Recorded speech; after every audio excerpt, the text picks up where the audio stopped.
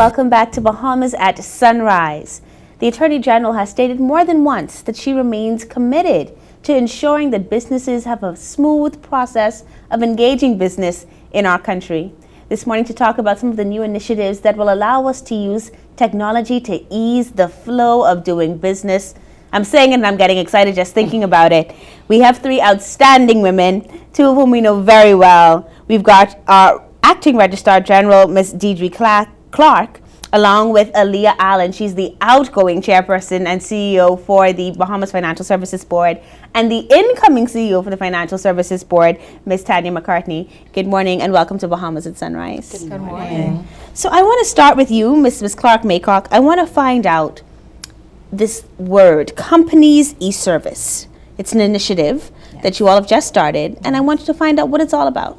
Well, thank you very much for the question. The Companies eService Initiative is an online service that we have put in place to ensure that persons, the agents, those in the community who use our services, when they want to incorporate a company, whether it's a regular company or an IBC, they can do so online. Okay.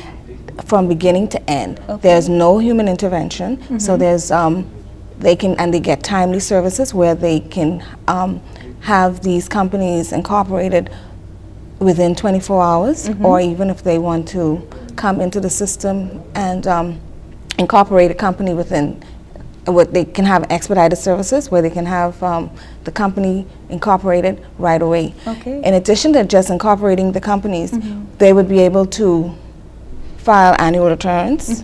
They're able to request certificates of good standings, as well as pay annual fees online, and at the end of the day also request certified documents from whatever documents we may have in our records. All right, so this sounds exciting. It is. And I know for business people, they must greatly appreciate it. But I also know that there are a lot of female entrepreneurs that I've been meeting recently, and for most of them, they're only at that let's just get a business license phase. So if people who are interested in incorporating, how long would these services have taken before this time? And why is it now beneficial to be doing this e-process? I won't say a time, okay? But it has been said to have been very challenging for a lot of agents out there. Okay.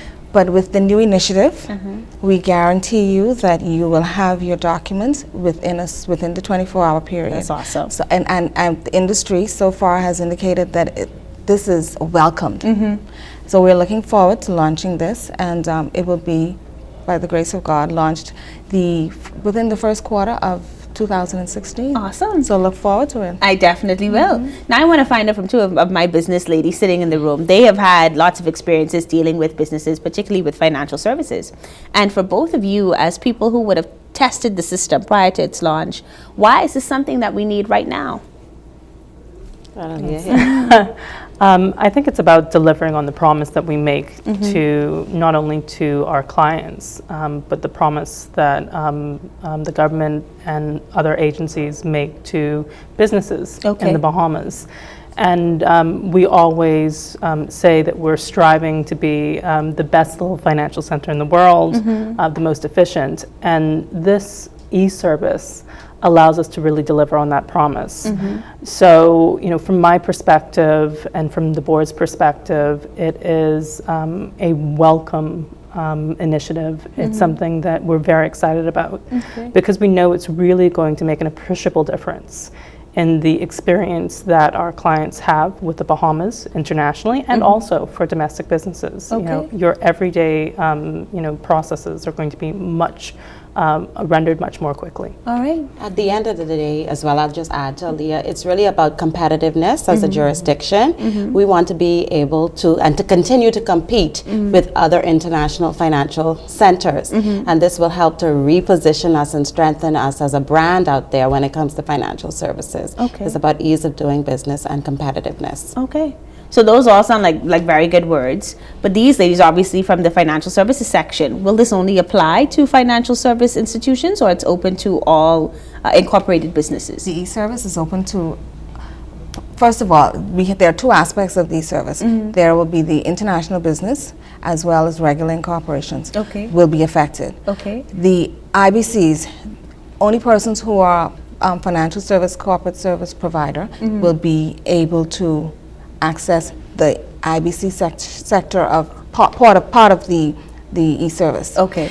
Regular companies, anybody would be able to access the system to incorporate their regular companies. Okay. All right, so that's good. So our financial services gets that much needed push for the things that it needs Yes. to grow and develop as Yes. our second leading industry, and then all of the regular businesses get the opportunity to do the same thing Right. as they need it. As they need Okay, it. that's good stuff, man. So now, how do people get? I know you say you launch next year, but what are some of the steps that people need to take now to make sure that they're ready for when you do launch? Excellent question, and I'm happy you asked that one. In order for the eService to be accessed, there is persons will have to access it through the government e-portal. Okay. We're requiring and encouraging persons to access the e-portal prior to 2016, so that when we do announce the launch date, they're ready. Okay. There are other issues. Well, the pay portal for this new initiative is by credit card. Okay. So we're encouraging persons to make sure that they are ready as far as credit card is concerned. Make sure the credit cards are there available. They have access to the portal. They have we found that a lot of persons, when they've accessed the government portal, there are issues with their NIB numbers and their names. Okay. So it has been challenging for them. So we want them to make sure that they have regulated, they have gotten their NIB numbers consistent with their names. So when they do access the government portal, everything is on point, and the whole registration process is not difficult. Okay. So what is the government e-portal? What is the exact link for that? The government e-portal is the www.bahamas.gov.bs. Okay. And what would they search in order to get to your page? They would have to, once they get, well, first of all, the government e-portal is just the gateway to the Registrar General's page, so you'll have to get into that first. Okay. When you get into that, then you'll have to look for Registrar General's section. Most departments have a section on the government web page, so just look for RGD, and then you can access to that. Okay. So you can start doing that now then. You can go on and you can look to see that you make sure that you have those things in place. Right. Now for the end users, people who've tested the system, what is it like using the system? Do you think that it's user friendly, and do they need some sort of expert in IT in order to do it, or should they be fine in doing it on their own? Yeah, I think the Registrar General has done an excellent job of making sure that the portal is very user-friendly. It's very simple. The interface makes sense for people who typically incorporate companies now.